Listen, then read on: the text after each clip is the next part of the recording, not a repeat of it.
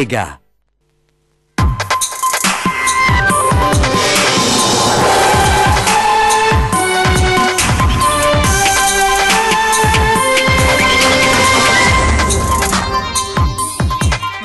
Anni di Porto Gruaro, studente a Padova, è lui l'hacker che la scorsa estate violò la piattaforma Rousseau del Movimento 5 Stelle. Il giovane è denunciato dalla polizia. Nessun fine politico, dice, ma Casaleggio attacca, vogliamo i mandanti. Colpo di scena nel dibattito infuocato sul nuovo palasport nell'area dei Pili, di proprietà del sindaco Brugnaro. I 5 Stelle hanno votato sì al progetto in consiglio comunale. L'appello del Presidente del Consiglio regionale Roberto Ciambetti ai candidati di tutte le forze politiche sull'autonomia del Veneto siano presi impegni chiari prima del 4 marzo. Si era offerto di portarli a casa per mostrare i quadri che era intenzionato a vendere, ma nel frattempo i due truffatori hanno rovistato ovunque truffando un 78enne. Abbandonano lungo la Romea a Chioggia sacchi di rifiuti per 3 quintali, denunciati 2 ristoratori trevigiani incastrati dagli scontrini finiti nell'immondizia. Hanno scatenato il putiferio nella Lega veneziana alcune dichiarazioni del segretario provinciale Sergio Ballotto in merito al referendum sulla separazione tra Venezia e Mestre. Ampliato l'orario di apertura delle biblioteche per permettere a grandi e piccini di dedicarsi allo svago attraverso momenti culturali, dalla lettura alla musica. Buonasera e ben ritrovati con le notizie da Venezia e provincia. Apriamo dunque con l'identificazione dell'hacker che attaccò la piattaforma Rousseau del Movimento 5 Stelle. Nessun fine politico, ha detto l'uomo, ma Casaleggio non ci crede. Il responsabile è uno studente dell'Università di Padova domiciliato a Porto Gruaro. Il ragazzo è stato denunciato, sotto inchiesta anche un altro stalker. Volevo testare la vulnerabilità del sito, non avevo fini o motivazioni politiche. Si è difeso così davanti agli investigatori che si sono presentati alla porta di casa per la perquisizione Luigi Gubello, lo studente di 26 anni della facoltà di matematica dell'Università di Padova, accusato di essere l'hacker che lo scorso 2 agosto ha violato la piattaforma Rousseau, il sistema per le votazioni online e le attività politiche del Movimento 5 Stelle. Nato a Padova, dove studia, domiciliato a Porto Gruaro nel veneziano, il ragazzo, incensurato e di buona famiglia, è stato individuato dagli uomini della Polizia Postale di Milano e del Centro Nazionale contro i Crimini Informatici ed è ora iscritto nel registro degli indagati con l'accusa di accesso abusivo a sistema informatico. Ma essere indagato è anche un altro hacker che avrebbe compiuto, sempre lo scorso agosto, una serie di altre azioni di violazione della piattaforma dei 5 Stelle e che si firmava con il nickname Rogue Zero. Usava lo pseudonimo di Évariste Galois, invece, il 26enne denunciato, prendendo in prestito il nome dell'eroe romantico, il matematico francese, genio incompreso, morto 20enne nel 1832. Gli inquirenti chiariscono che lo studente avrebbe violato la parte tecnica della piattaforma, ma non avrebbe acquisito o estrapolato dati o informazioni sensibili. Questa pagina non è un attacco politico, è stata pubblicata solo con l'intento di rendere trasparente e semplice una questione importante. I dati personali di molte persone erano ottenibili a causa di una vulnerabilità presente nel sito. Così aveva scritto lo stesso hacker, che sarà interrogato nei prossimi giorni autodenunciandosi ai curatori della piattaforma. Non ne è affatto convinto Davide Casaleggio, secondo cui è stato fermato l'esecutore materiale del boicottaggio, ma dice: spero vengano ora individuati al più presto anche i mandanti e gli eventuali finanziatori delle operazioni criminali contro Rousseau, il Movimento 5 Stelle e i suoi iscritti. Dal candidato premier Luigi Di Maio infine solo un ringraziamento alla polizia. Hanno fatto un lavoro eccezionale, ha commentato su Facebook, grazie al quale si chiude finalmente questa brutta pagina. Colpo di scena nel rovente dibattito politico sul nuovo palasport nell'area dei Pili, di proprietà del sindaco di Venezia Luigi Brugnaro. In consiglio comunale i 5 Stelle hanno votato sì al progetto. Abbiamo detto sì a una nuova attrezzatura sportiva, polifunzionale, che possa anche ad esempio servire ai concerti. Siamo stufi che non si facciano più attrezzature sportive, siamo stufi di quello che è stato fatto in passato, cioè soltanto centri commerciali e alberghi. Così il consigliere comunale Davide Scano spiega il voto favorevole del Movimento 5 Stelle al progetto del palasport ai Pili. I grillini hanno votato con la maggioranza al termine della lunga e tesissima seduta straordinaria del Consiglio Comunale dedicata al tema, al centro anche di un ampio reportage del Corriere della Sera a firma Gianantonio Stella. Il sindaco ha rassicurato che non ci sono grandi problemi di bonifica, di direttiva Seveso e quant'altro, e quindi abbiamo immaginato di andare a vedere le carte e quindi di dire un sì preventivo al progetto per poi vedere realmente che cosa sarà presentato. Restiamo critici sulla gran parte delle azioni di questa amministrazione, puntualizzano i 5 Stelle, ma non siamo ideologici e i nostri no non sono mai pregiudiziali. Prima della simpatia o antipatia per il sindaco viene l'interesse dei cittadini, che è senz'altro quello di avere un nuovo palazzetto. Resta invece sulle sue posizioni il Partito Democratico, che ha votato contro il progetto insieme ai consiglieri della lista Cassone e a quelli del gruppo misto. Il sindaco ha detto in consiglio di aver fatto in campagna elettorale un patto coi cittadini e che a loro risponde, fa notare Monica Sambo, ma proprio in campagna elettorale aveva promesso tutt'altro.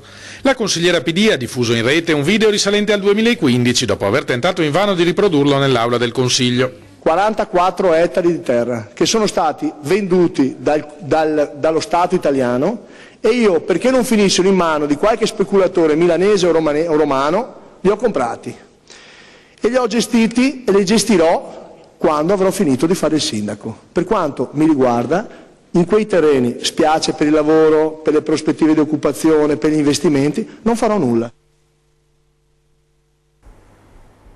E i cittadini come la pensano? Sono favorevoli ad un nuovo palasport che solga nell'area dei Pili? Sentite cosa ci hanno risposto.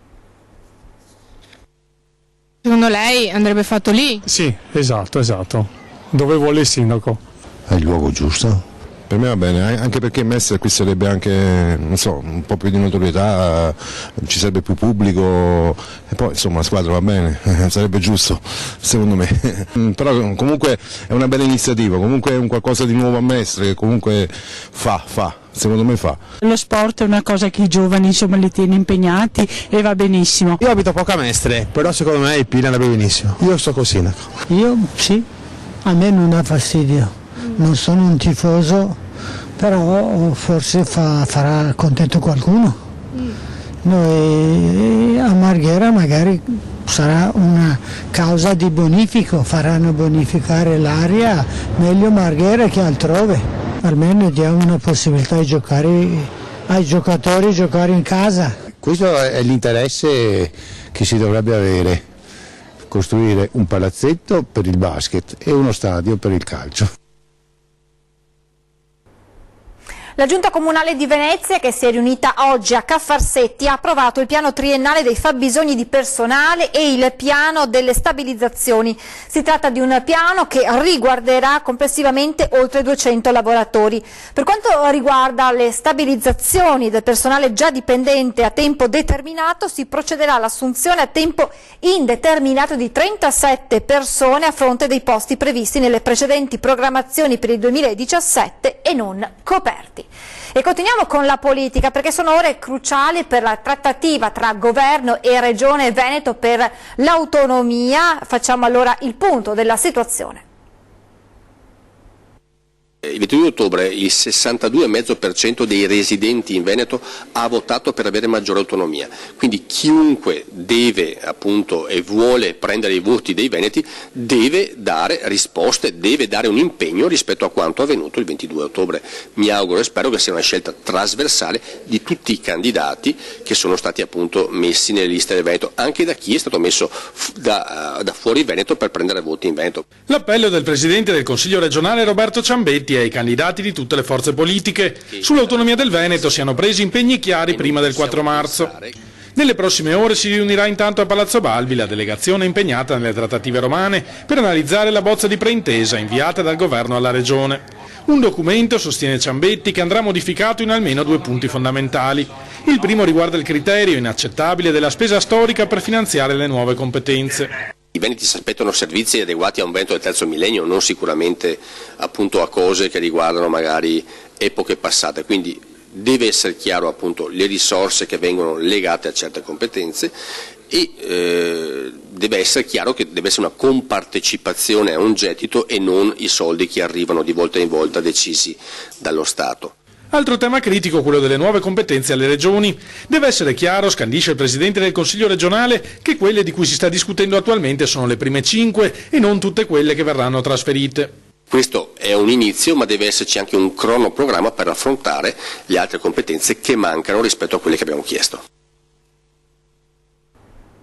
La cronaca con l'ennesima truffa ai danni di un anziano, vittima un 78enne raggirato da una coppia di italiani entrata nel suo negozio di Dorsoduro. Spacciandosi per clienti abituali della moglie morta qualche tempo prima, hanno detto all'uomo di essere alla ricerca di un antiquario perché volevano acquistare dei mobili per il loro nuovo appartamento, in particolare cercavano quadri. A quel punto l'anziano, entrato in confidenza con i due, li ha portati nel suo appartamento dove custodiva quadri che aveva intenzione di vendere. Saliti nell'appartamento, i truffatori, distraendo l'anziano, hanno rovistato in casa trovando nella sua camera da letto un mazzetto di soldi, circa 5.000 euro in contanti, che hanno fatto sparire prima di salutare frettolosamente l'anziano.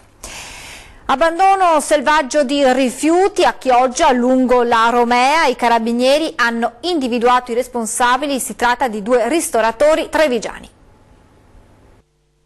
È stato semplice per i carabinieri di Chioggia, insieme agli ispettori ambientali di Veritas, risalire i responsabili dell'abbandono di diversi sacchetti di rifiuti lungo la Romea. Analizzando infatti il contenuto è stato possibile individuare i 2 titolari di un ristorante della marca trevigiana denunciati ora per abbandono di rifiuti su suolo pubblico.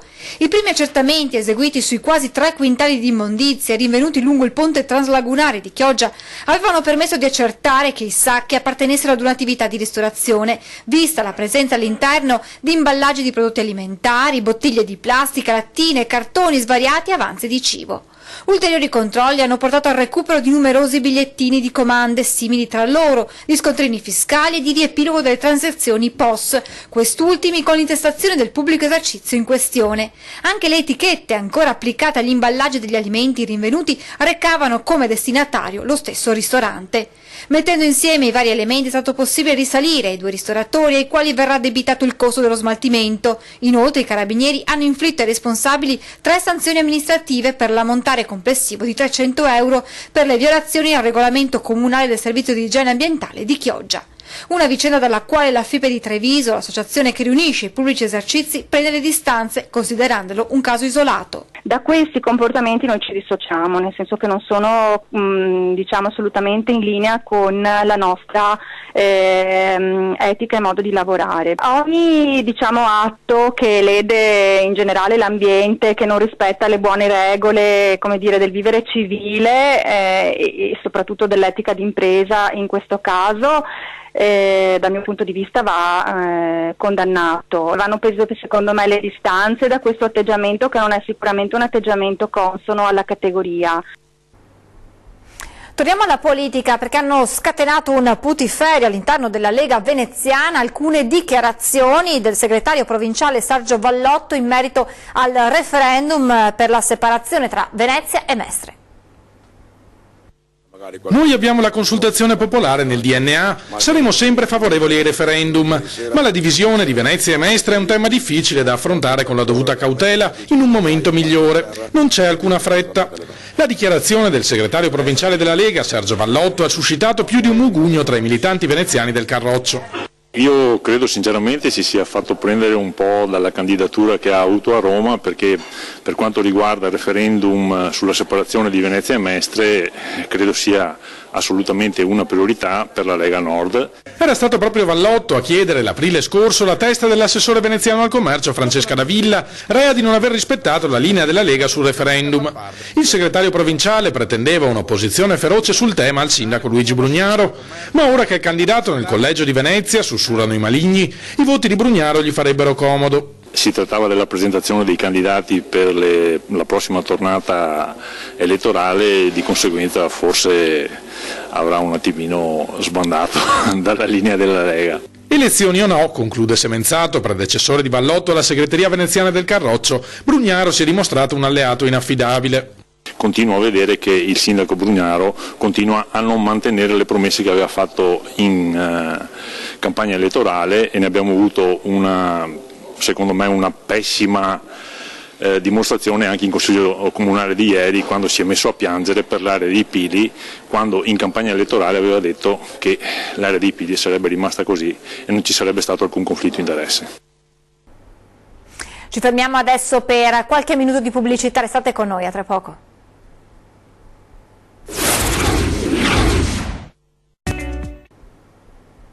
Di nuovo in diretta, ancora la politica verso le elezioni del 4 marzo, continuiamo a conoscere i candidati al Parlamento nei collegi veneziani. Questa sera tocca agli esponenti del Popolo della Famiglia.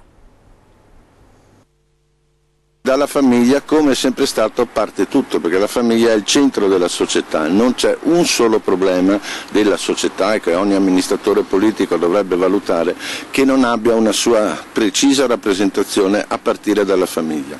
La famiglia è il centro dei programmi elettorali di tutti i partiti da decenni, ma per le famiglie in carne e ossa non è mai stato fatto nulla.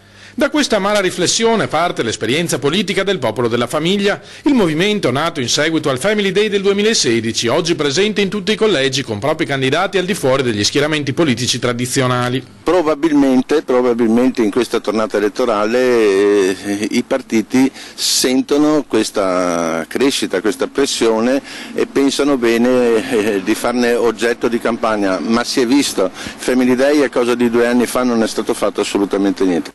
Nell'agenda della formazione, guidata a livello nazionale da Mario Adinolfi, il sostegno economico alle famiglie e una serie di temi etici.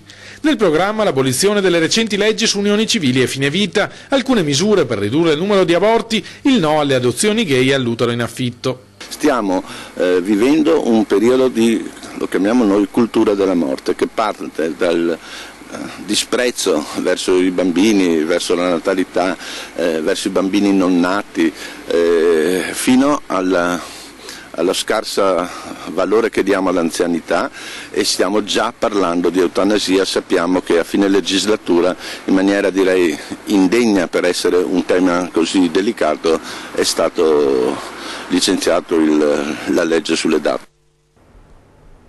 Voltiamo pagina, ampliato l'orario di apertura delle biblioteche per permettere a grandi e piccini di dedicarsi allo svago attraverso momenti culturali.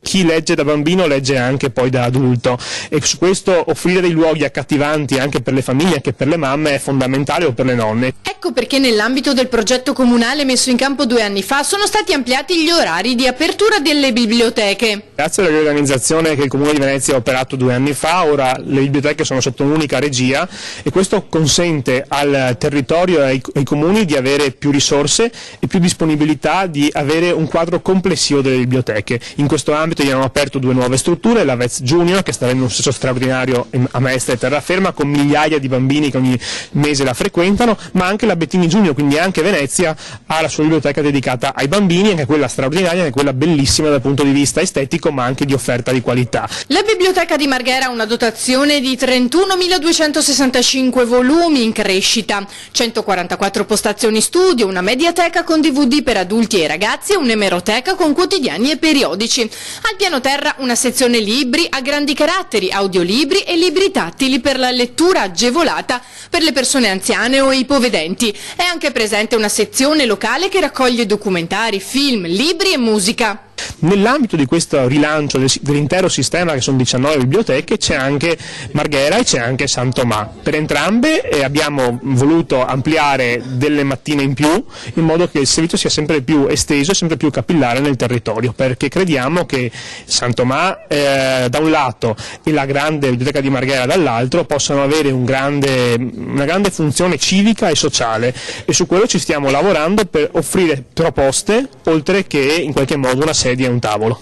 L'orario di apertura al pubblico della biblioteca di Marghera ora è esteso anche al giovedì mattina e al venerdì pomeriggio.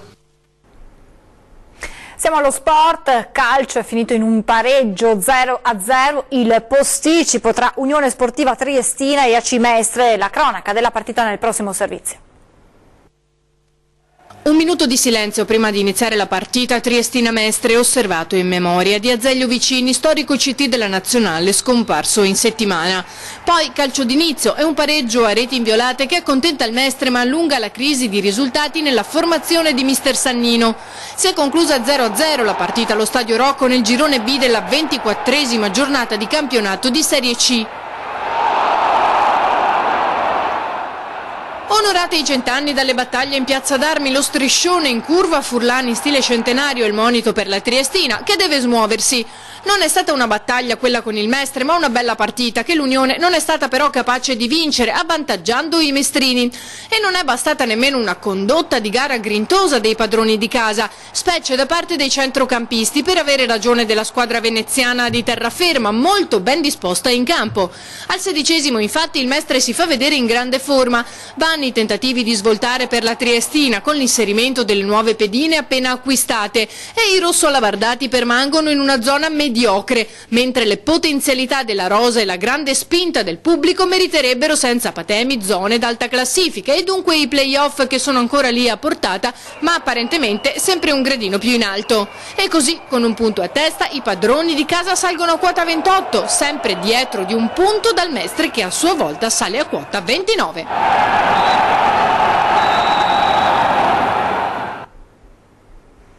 Saranno Massimo Bitonci della Lega Nord e Vanessa Camani del Partito Democratico gli ospiti della puntata di questa sera di 20:10, naturalmente su Antenna 3.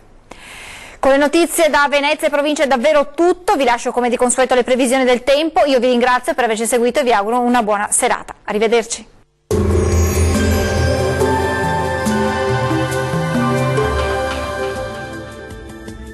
Condizioni di maltempo sulle nostre regioni con piogge diffuse un po' ovunque ma tende comunque a migliorare in nottata. Nel dettaglio sul Veneto condizioni di tempo perturbato sulla nostra regione con precipitazioni diffuse un po' su tutti i settori, localmente anche di moderata intensità. Migliora comunque entro la nottata. Diamo uno sguardo alle temperature, le massime saranno comprese tra 5 e 7 gradi, minime tra 2 e 5 gradi circa. Andiamo ora a vedere che tempo è previsto sul Friuli Venezia Giulia. Anche qui sarà molto instabile fin dal mattino con molte nubi e piogge diffuse un po' su tutti i settori e anche con possibili deboli nevicate sui settori alpini di confine. Le temperature massime saranno comprese tra 5 e 6 gradi, valori minimi tra 3 e 5 gradi circa. Spostiamoci infine a vedere che tempo farà sul Trentino Alto Adige. Precipitazioni a carattere sparso, specie sul Trentino, localmente anche a carattere nevoso dai 700 metri. Migliora col passare delle ore e con fenomeni in cessazione entro la serata. Vediamo anche in questo caso le temperature, le massime saranno comprese tra 5 e 6 gradi, minime tra lo 0 e i 2 gradi circa. Il mare sarà mosso sulle coste, molto mosso al largo. I venti moderati settentrionali sulle zone costiere, forti al largo. Dal meteo è tutto, arrivederci!